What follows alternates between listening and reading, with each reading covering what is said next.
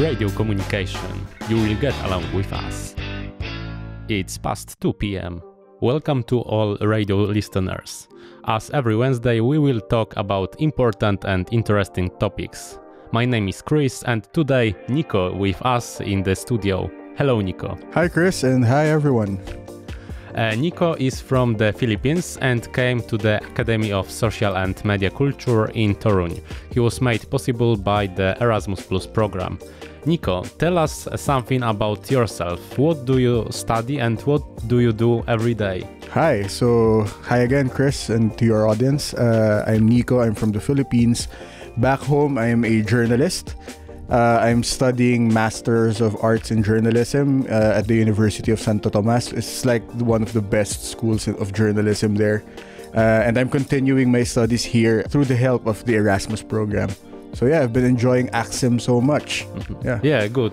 You study journalism like me. Thank you for this answer.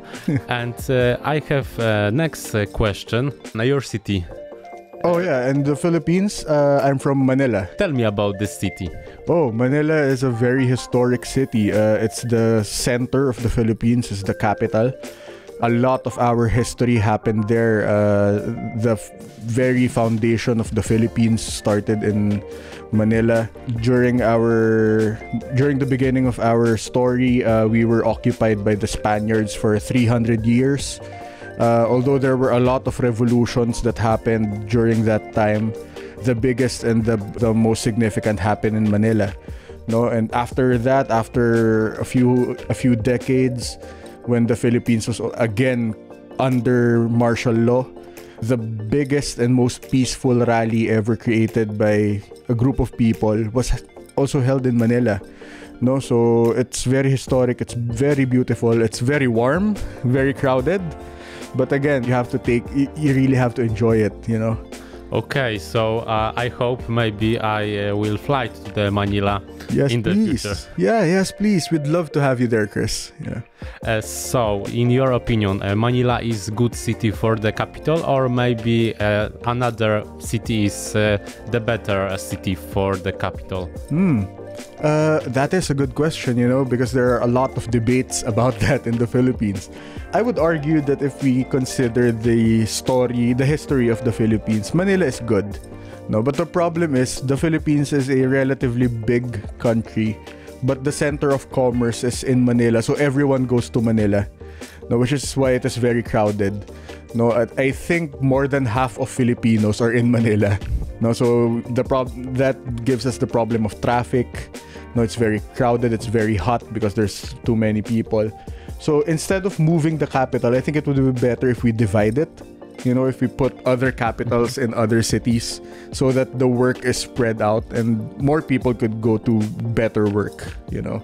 Okay, yeah. Thank you. And according to the data, the Philippines is a republic with a presidential system. Yep. Yes. Mm-hmm. What does this look like in practice from your perspective as a citizen? Oh, wow. In practice, it's very terrible. You know, on paper, it looks good. On paper, our democracy looks good. The people are free. You know, but this past few decades, we've had presidents who are very corrupt. Our previous president had an issue with killing activists and killing poor people who they accuse of being drug addicts, and he is currently under arrest by the International Criminal Court for the crimes that he committed.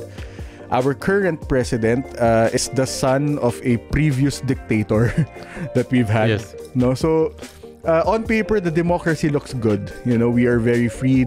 Everyone can speak out their mind. But in practice, there are a lot of problems when it comes to freedom of speech, freedom of the press. No, so in the Philippines, journalists are dying left and right. We are harassed. We are killed. No, but yeah, we have to do the job. You know, we have to continue fighting for the truth, and we believe that the truth sets us free. So you want to be a journalist. Mm-hmm. So what or why journalists work if the freedom of speech is in danger?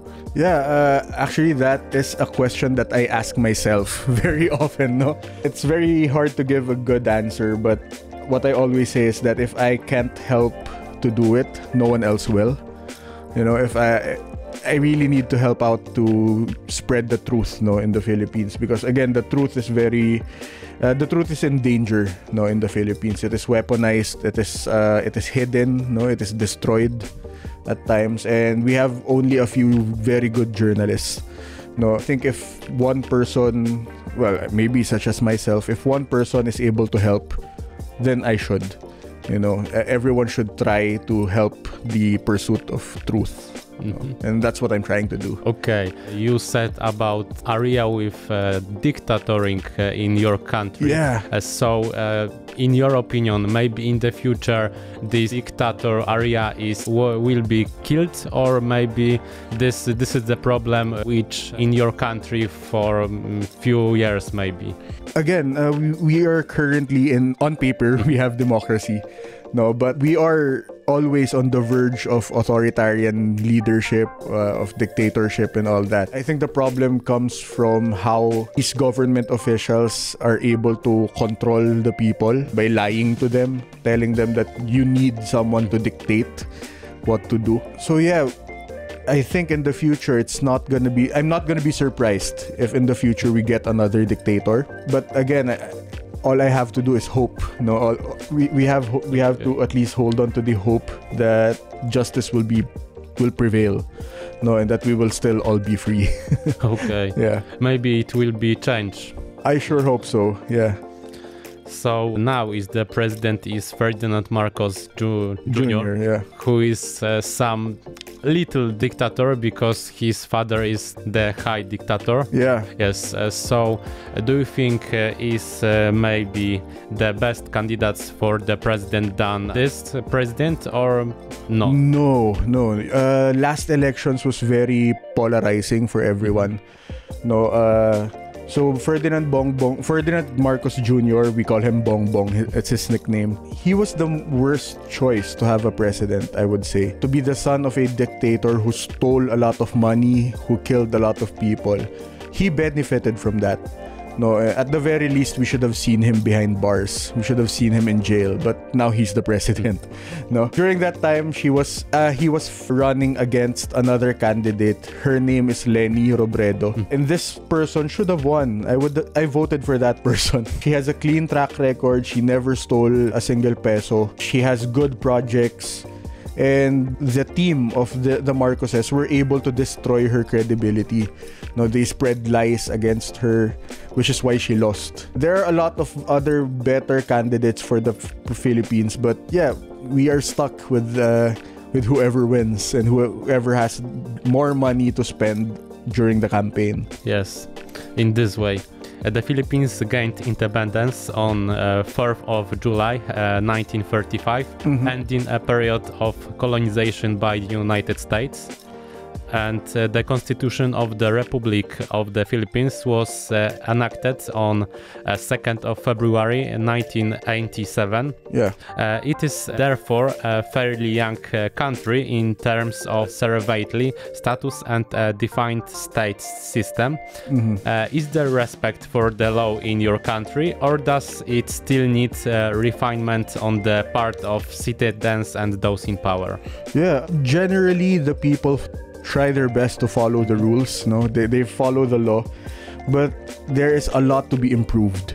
No, a lot of critics say that the laws in the Philippines are pro-rich and very anti-poor. So I think for the Philippines, considering that it is a poor country, no, we should put emphasis on how to help the poor. We should make laws that will make their lives better. Yeah, the Philippines is very young. No, most of our history was spent on being colonized not only by the United States, but by Japan, by Spain.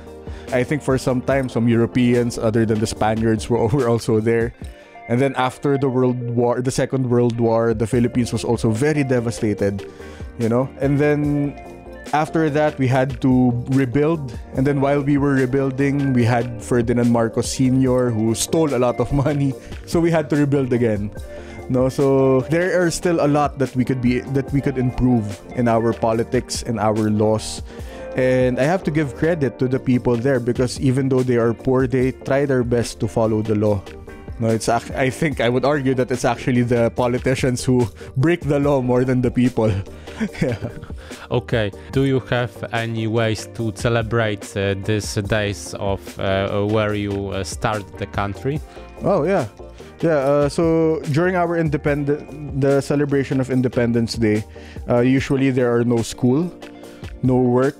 Activists in the Philippines take this time to protest in the streets to call for action against the government. Other than that, there are some schools play cinema, movies about our history. Some organizations hold events that reflect on the story of our past. No, so there are a lot of ways to celebrate it, but I don't think a lot of people really do celebrate it. Most of them just enjoy not going to work. Yeah. Yes. Okay, the Philippines is located in the Southeast Asia on the Philippine archipelago, surrounded by the waters of the Pacific Ocean, South China Sea, Sulu Sea, Celebes Sea, and Philippine Sea. Yeah. How does this terrain affect your country's current situation? Oh, it's good that you asked that. Currently, the Philippines finds itself in a very dangerous position because of China. No, so towards the west of the Philippines, we have the West Philippine Sea. And for how many years now, China has been trying to claim our sea using the 9-dash line. We won rights to it during an arbitration ruling at the United Nations, but it doesn't matter against China. No? So what China does is they launch Coast Guard ships, frigates, army ships, military ships. And they bully our fishermen. They bump their boats, they water cannon them. There are cases of our fishermen getting lost at sea, getting injured, almost death. No? So it's very dangerous. It's a very dangerous area. Now, beyond that, there are also cases in which the Chinese government are trying to interfere with the government in the Philippines for their claim. No? In fact, before I flew here, as a journalist, I wrote a story about this. The Philippine Congress saw this story and they invited me to Congress to present the findings, and I was able to present to them that there were efforts from Chinese entities to manipulate information within the Philippines. So they start to publish lies telling the Filipinos that we don't have rights in our own waters, that China owns the West Philippine Sea and all that. No, and it became a very big story. I was invited by Congress. I presented the paper 2 days there, and currently we are still in contact with the Congress because of that. It's a very dangerous place. It's very hard for us to practice or to earn from the waters that we have, considering that we are surrounded by water. No, it's very hard, and we find ourselves at a very dangerous moment at this point. Yeah. So because of China, you have a bad relationship with that country. Yeah, we have, yeah. And what are the relationship with other neighboring countries like Indonesia, Malaysia, and Vietnam? The thing is, the Philippines, one of our biggest exports is labor, manpower. So there are a lot of Filipinos in Malaysia, in Vietnam, in Thailand working there. So I think the relationship there with those countries are good. No, the current foreign policy of the president is that we are a friend to all.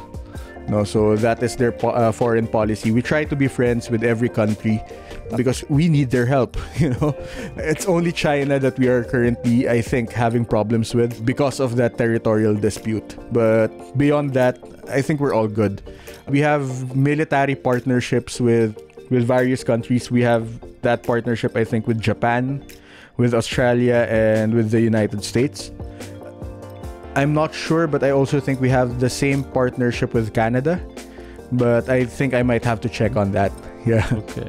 Come back for a moment to the last idea about the situation in the country, about this freedom of speech. Yes. What about public opinion? Is public opinion see this problem, or people in your country is manipulated by government media?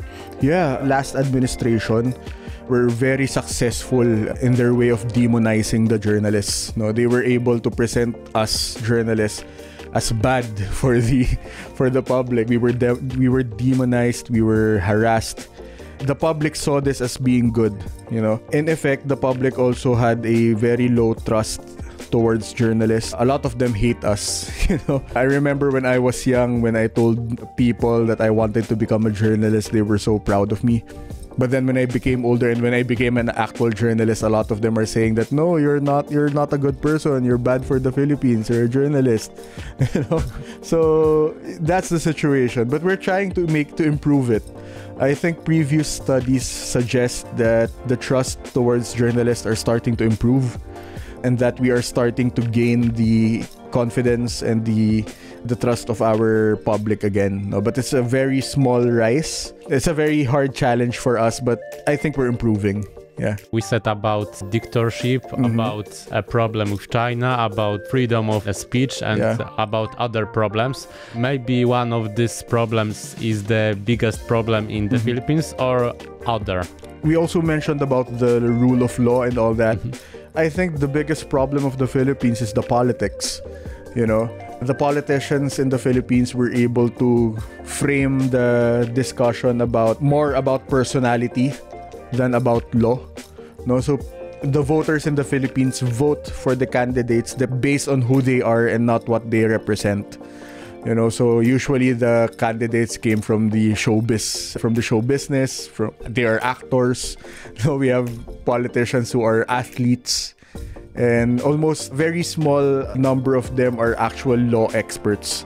You know, so I think that's the biggest problem. So if you have these kinds of politicians in your government, it's very easy for outside entities to manipulate them. So the same way that we are seeing it with China. So we have certain candidates who are defending the interests of China in our own Congress, in our own Senate. No, it's very hard for us. So I think if we fix the problem of our politics, then we will be able to fix the problem of freedom of speech, of the rule of law, of dictatorship, and of the outside of the Philippines, our relationship with other countries.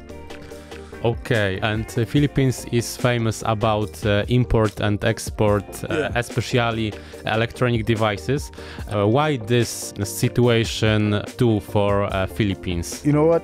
We export electronic devices. We export a lot of fruits. No, I think we are the biggest exporters also of bananas and mangoes. Yeah, so a very good fruit. Yeah, it is. I actually miss it now because we don't have the bananas here taste different than the bananas that we have. But the thing is, when we export and import stuff, I don't think that the farmers benefit from it. It's only the businessmen. It's only the business owners, but the farmers are not getting most out of it, no? So it does help the economy, but only to a limited amount. No, so we have a very poor economy as compared to Poland. Our currency is very weak compared to zloty. So I think one zloty is 14, 15 pesos. No, so it's very expensive to live in the Philippines. But our farmers are very proud of the work that they do. You know, and I'm very proud of them as well. My father is a farmer. Yeah, so I'm very proud of them. It's very good. You are very happier man. I think about this because your father is a farmer, so maybe you have fruit, maybe vegetables. And when we eat food in Poland, this fruit which export from Philippines, it's not good like when this fruit it's there. Fresh. Yeah, it's very different. Yeah. The other day I ate, I forgot what fruit this is. It's a banana. You know, it tastes similar, but it's very different, you know. When it's fresh when you buy it fresh from the farmer, than when you buy it from the mall, from the grocery store. So yeah, I miss the food. I miss the Filipino food, but I'm enjoying it here so far. Yeah. How does tourism affect the development of the Philippines? Yeah, tourism is number one in the Philippines. Since we are an archipelago, we have a lot of beaches. No, so a lot of tourists come into the Philippines to enjoy our beach, to swim, to surf. No, and beyond, I think that is the biggest reason why tourists come to the Philippines. We have Boracay. It's a very beautiful beach, white sand. People who go there say that it's like going to heaven. You know? Beyond that, we also have other historical places, historical landmarks. So since the Spaniards came to the Philippines in the early 1600s, our architecture is very much similar to Spain. We have a lot of very old churches. Some of our churches are older than the churches in Spain itself. You know? So it's a very beautiful country for tourists. We are very happy to have tourists. I say one of the things that give Filipinos pride is our hospitality. You know, when tourists go to the Philippines, they usually don't spend too much because they can just knock on the Filipinos' door and ask them for food. And Filipinos are very happy to give food to visitors. No, we really love to have visitors in the Philippines. So yeah, tourism is good for our economy and for our people. Yeah. I think thanks for your words. I will fly to the Philippines. You should. You really should. You really should go. Yeah.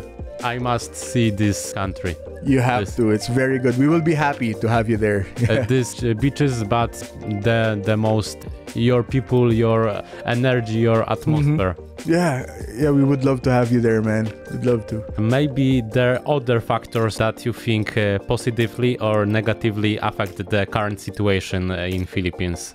You know what?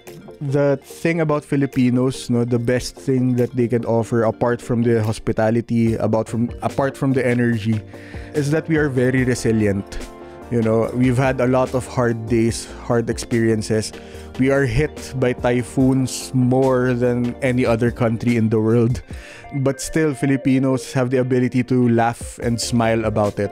Journalists in the Philippines are very fond of this experience. Every time we report about a tragedy or about a calamity, if you point the camera to a Filipino or to a victim trying to fix their house, trying to clean their wounds, if they know that there's a camera pointed at them, no matter what's happening, they will smile. No, that's the thing about Filipinos. They will look at the camera, they'll pose, and they'll smile, regardless if they're in pain or whatever. So Filipinos are very resilient. They're very happy people. The hope that they have is good enough for them to survive. But still, on the other hand, this resilience is also the problem, no?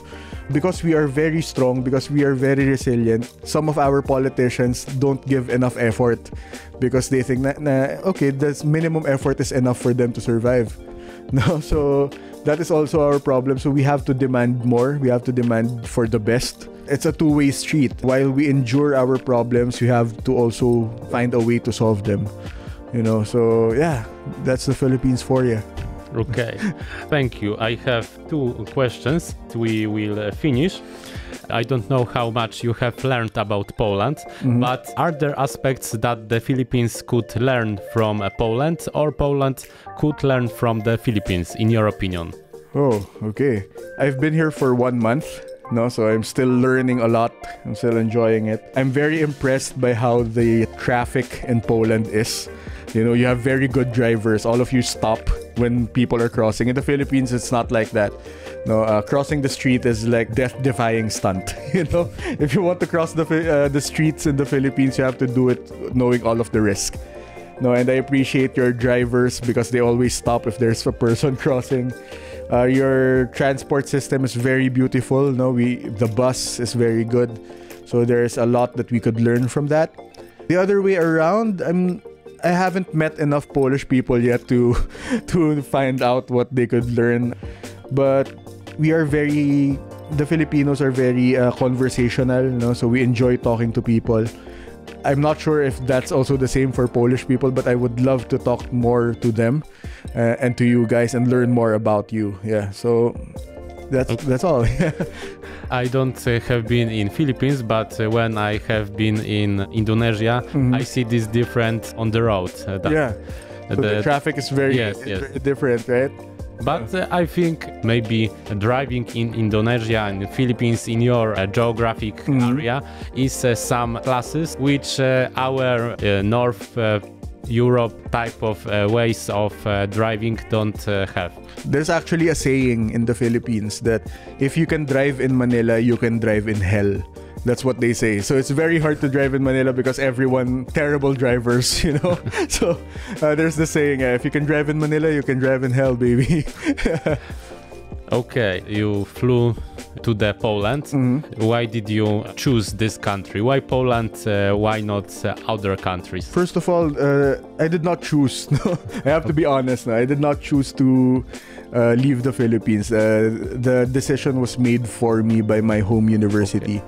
So they nominated me to come here, and my university has a partnership with AXIM, with the academy. And when they told me about it, I was very excited. No, I did not feel like I want to go anywhere else. I read about Poland. I love reading about history.